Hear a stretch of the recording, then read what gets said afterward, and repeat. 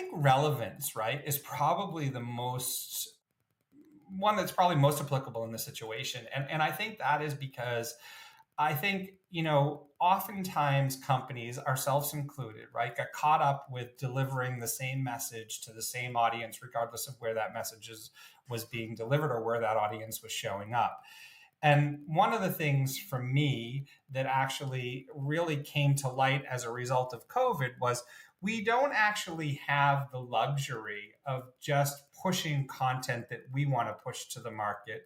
What we need to do is make sure we understand the needs of the audience who's consuming and making sure that we deliver the appropriate information at the appropriate time for whoever that audience is. And let me step back and make that just a little bit clearer, right? So we have a very technical audience. And so we talk very technically to that audience. But we also have folks, as we look at how do we create these more immersive and captivating experiences, who are actually on the creative side of that conversation.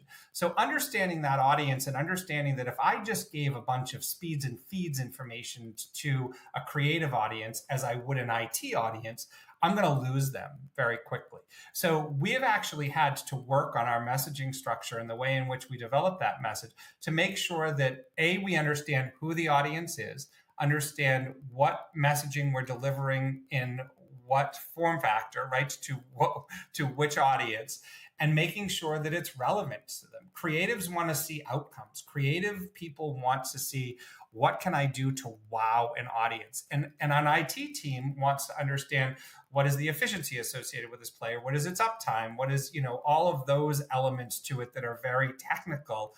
So we've got to blend those. So for us, relevance was a really important piece in the way in which we speak across all of our platforms to our audiences.